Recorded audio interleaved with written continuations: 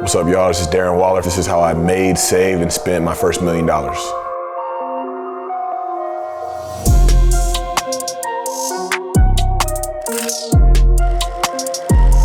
I grew up about 30 minutes north of Atlanta. Nobody knows where Ackworth, Georgia is, so I say Atlanta, Georgia. Half of Ackworth was like meth labs and sticks, and the other half was suburb, nice area. I was in the nicer part of Ackworth, so it was good schools, both parents in the home. Like, I ain't had no issues growing up. Football was very early. I started playing football when I was 4. I came across NFL films, tapes, and shit like that, and I became like a junkie for it. So I was in football really early.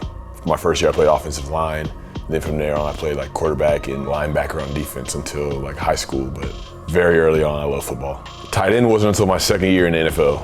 I changed positions numerous times, but yeah, it wasn't until 5 or 6 years ago. I went to Georgia Tech for college. My first job was the NFL. My first real job, the year I got suspended from the league for a year, I got a job at Sprouts Farmers Market after I went to rehab. What did you buy during that time period? What were you into? Drugs and alcohol. I was drinking almost every day. I was getting high every day, so it was my only focus. I don't know how I was even maintaining, to be real. Like, you know, I'd be up till 1, 2 in the morning, and you have 6 a.m. morning workouts. You just showing up to that shit hungover or, you know, fucked up. These dudes coming in making like $8 million. I remember when I was at Tech, they would give us $15 when we got on the bus for the game, and that was gonna last you till Monday. I figured I'll go undrafted, but then like I ran a good 40 at the combine, and I snuck in, like I was 6th round. I mean, I was able to do some nice things for people that were close to me, but most of it was just kind of fueling my habits at the time. The Ravens were like expecting me to be like a starting tight end. This was 2017, but they had no idea that I was about to be gone. But in the OTAs and stuff leading up until then, I had like a really good spring, and it was starting to be like, oh, okay, like I could like really make some shit shake out here. I was in the Ravens practice squad the entire season up to that point, and then we'd always run routes on the field before the game. RG3 would throw, it was me and this receiver named Jordan Lasley. We just ran hella routes, just trying to get work in. The Raiders coaches were just out there just like, I don't know what I don't think they was getting ready for the game, which they should have been doing, but it actually worked out in my favor. The next morning, my agent calls me and was like, pack your shit, you going to Oakland? And I was like, all right. Here are the details of my rookie contract.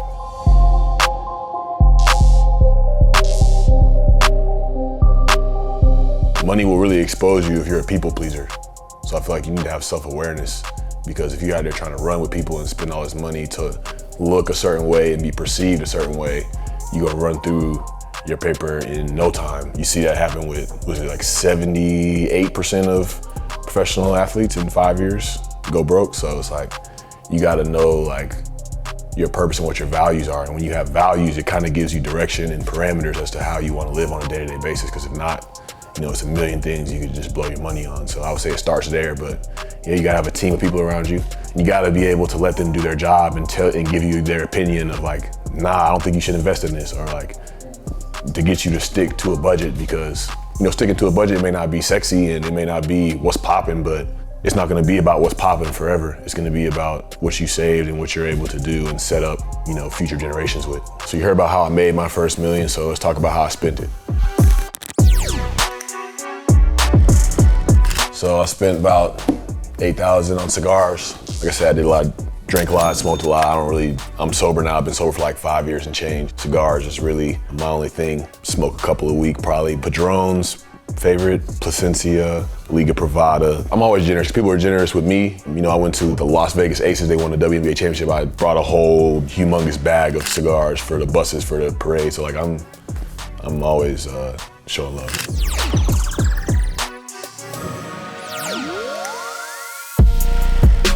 Probably spent like $10,000 on vacations. I'm not really somebody that's been on a lot of vacations. The way my career's been, like I kind of got back to where I wanted to be by just working hard, like almost too hard continuously and not really taking trips. But I was able to take my family to the Dominican Republic last year. You know, I really just like going to places like national parks now, like a lot of places where you can just be silent, where there's mountains, water. I went to Lake Tahoe by myself last summer. I'm really starting to get into that wave and get that itch to want to travel and see the world more. I'd love to go somewhere like the Maldives. It looks really dope.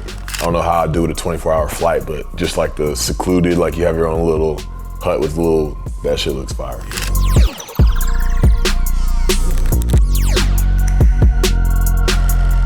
Spent probably $10,000 on Music, going to the studio, getting projects mixed. It's my favorite hobby, man. Been making music for like 7 years, been making beats for like 5 years, so it's been a journey. It's been a lot of fun, very fulfilling. I feel like it's provided a lot of balance to my life just from the demand of sports. Like that's something I can just go do and it just, you know, it just lights my spirit on fire. So yeah, I'm gonna keep spending money on that.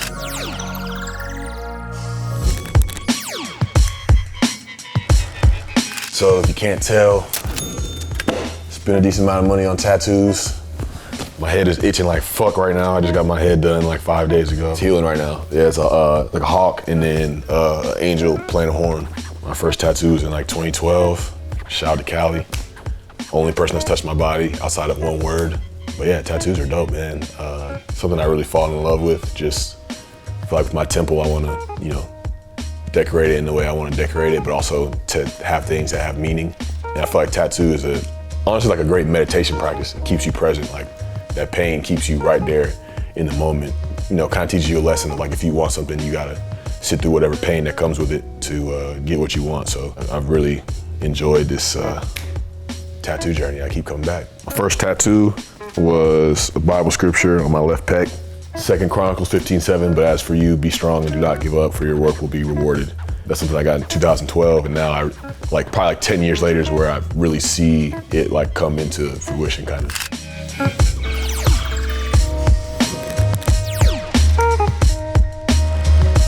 I spent $100,000 for the Darren Foundation. My foundation's been in existence for 2 years. The third year will be coming up.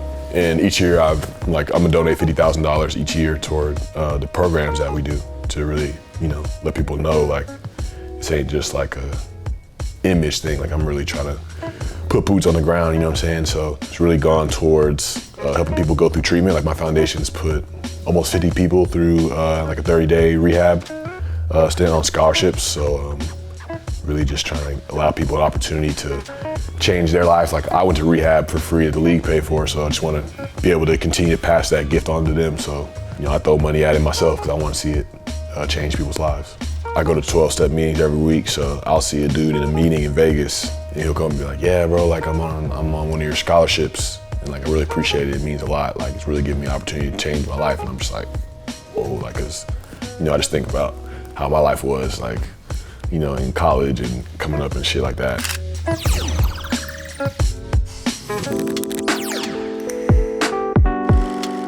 Spent like $25K on chefs and dinners. One thing I do like to do is go eat somewhere nice, probably at least like once a month, probably. Hella good restaurants in Vegas, and I have chefs, you know, prepare meals for me. Shout out to Travis Kelsey, his chef put me on to like chefs in different areas, like when I'm in Atlanta or when I'm in Vegas, to make sure I'm getting some good quality meals, because it's tough for me to eat healthy, I'm not gonna lie to you, but if I have somebody that prepares it for me and it's structured, like I can stick with it. Try to make sure like the fuel that I'm putting into my body is solid, because I'm 30, I'm getting old for dudes in the league. There's no food out there that I don't like. Like I love all kinds of food, so I just tell the chefs like whatever you feel like doing, like I'll eat it. I'll have them drop off meals on Monday for Monday, Tuesday, and then Wednesday for Wednesday, Thursday, and then it's like, you know, after the game on Sunday, like I'll go pig out somewhere and just go to a steakhouse or something. I want to make sure I eat good food, you know, I don't spend a lot of money everywhere else. $250,000 on private investments. Something I've really gotten into recently over the last year and a half, probably. It's something I knew very little about, but shout out to my guy Mitch. He's really gotten me into some pretty cool things. I invested in this company called Dessoir. It's like a non-alcoholic beverage that's really booming right now. I really love crumble cookies. Invested in some new crumbles that'll be opening. A sports recovery device called Firefly. So it's like I'm really trying to expand and see how I can plant seeds for something that can pay off down the road. I'm going into year 8. I'm already approaching like 3 times what the average career is. You know, at some point it'll end, and you don't want it to just end and then not have anything in place or any plans or any interests when you come out. Try to set those things up, make sure that I have opportunity to continue to provide. I want to be able to be strategic about how I go about my future in these next few decades.